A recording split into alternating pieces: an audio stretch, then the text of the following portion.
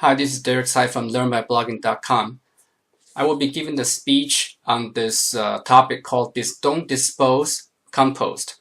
This was originally my Toastmaster speech, and I messed up the recording. I wasn't able to record live, so I'm going to do a back step and backtrack what I did on that speech. So this topic is about composting. I'm very fortunate to be working in this Milpitas, California, which is where a large landfill is located. Every day when I walk outside of the building, I can smell the environmental hazard and right under my nose. Some days are worse than the others. In the US, we generate 4.4 pounds of garbage every day per person, and Japan only has about 2 pounds per person per day. In addition to the environmental impact, which we often heard about, there are a lot of economic impacts as well. Very expensive garbage utility bills and the burden of recycling fees and the future cleanup fees. Some days in the Bay Area, somebody's going to build a huge high-rise on top of that landfill, and it's going to cost a lot of money to clean up. So some of the costs are hidden, some are just outright cost. Today, I'm going to be making a case for everyone to do his or her part in reducing the garbage generation. The often mentioned methods is to reduce, reuse, recycle. A large part of our garbage comes from our own food or kitchen waste. My focus today is about composting your kitchen waste, and I will introduce you to my favorite method as well. And hopefully you can follow along here on the side. There are several composting methods that I'm aware of and I have practiced already. The traditional method and the vermicomposting and Bokashi composting. Another nature way of just dig and bury. There are 4 ways that I'm going to go through very quickly. And I'm going to be emphasize one last one is Bokashi composting, which I'm very familiar with. My criteria for selecting the composting method is how easy to set it up, the maintenance cost, the maintenance effort, and the post-process of processing the compost. And then there's material that can be used to can be composted, and then the smell factor and how long it takes to cook the compost. These are my criteria. The traditional composting is basically just pile one layer on top of brown layer and carbon layers, material like dry leaves and paper upon one layer of the green material like grass, vegetable, whatever that has green or with nitrogen.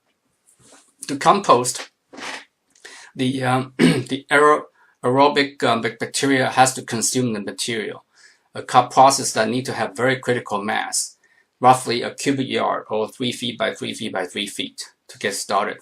And this is not very practical for city dwellers like us. And I'm trying to do this a couple times, but ended up with a very smelly pile and a lot of complaint from our neighbors and spouse. So it require a tuning, constantly tuning also the piles regularly is good for industrial commercial operation, but really not for daily small kitchen waste. The next method I'm going to introduce is about using the earthly soldiers, and I'm talking about earthworms, to digest the kitchen waste. And which for some people hearing the word is already very repulsive, not even to turn them into pets. My early effort in vermicomposting resulted in huge migration of these red wrigglers. Not pretty if your best kitchen waste aren't good enough for them. And they're supposed to be the guts of the earth, but they'd rather die drying up on the cement floor than to consume the feast that I prepare for them.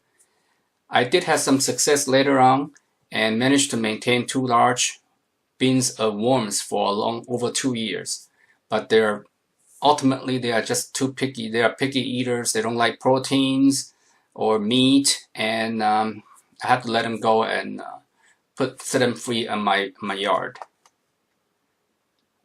The third method is called dig and bury. I call it dig and bury method. It's just basically dig a trench around the drip lines of the garden bed and just continue to bury the kitchen waste daily. Not my favorite way because it's just so much work. If I want to do it every day, I don't want to be digging or bury them and using a shovel. This last method is what I have done for the last 5 years. It's called Bokashi method. You might have seen some video in my blog, and I've been practicing this for 5 years. Almost daily, I bring the kitchen waste to this Bokashi compost method. Bokashi means fermented organic matters, translated from Japanese. It was discovered by Dr. Tooro Higa in Japan. By fermenting or pickling the kitchen waste, and including the meat, the fish, and almost all your organic matters, you avoid the ugly parts of the common composting, which is the smells and the bugs from composting matters. And the maintenance work of turning the pile is just not very palatable to me.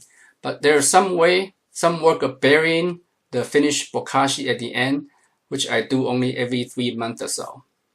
So to get started, you need 3 things. You basically need 3 things: is the 3 or 4 up to 5-gallon buckets and lids for your. This is going to be your pickling jar, and I have 5 of them because that lasts me about 3 months.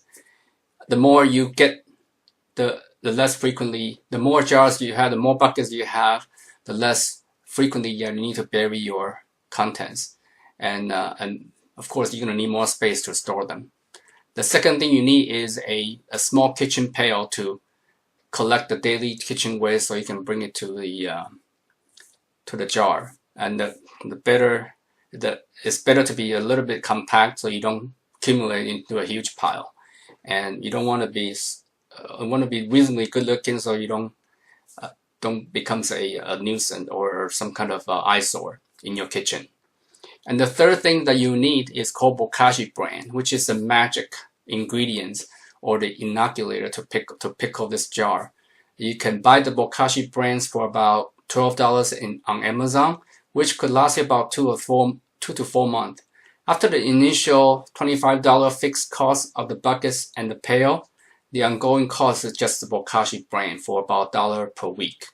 And you can drop it down to about a quarter a week if you know how to make your brand like I do. And there's a video that I have done that teach you how to make your own Bokashi brand.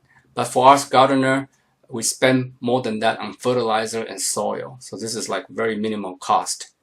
And the 5-gallon bucket I need have some newspaper, or first thing I do is I put some newspaper and cardboards, sprinkle with some Bokashi brand just to keep the fluid from accumulating the bottom.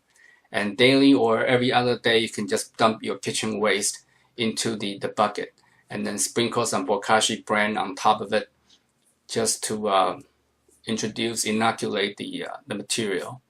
And I usually put something on to cover it up because the bacteria doesn't like to have air. This is anaerobic bacteria, and it's called the lactose bacillus.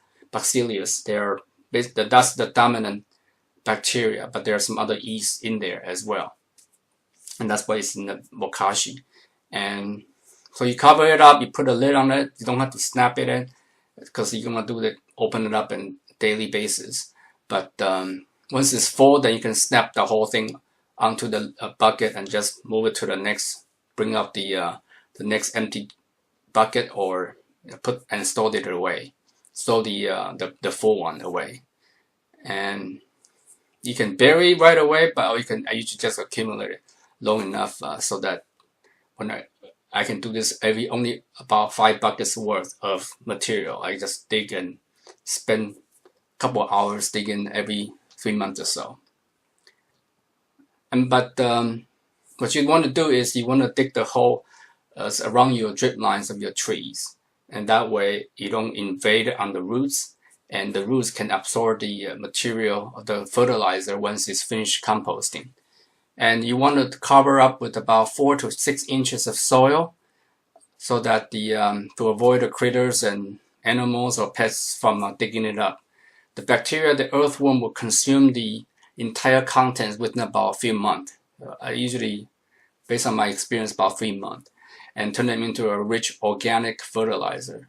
And it's very easy, it's really rewarding, and it's very good for the environment. So I encourage you and hope you can give it a try. And that's all I have today. Thank you for watching. Bye now.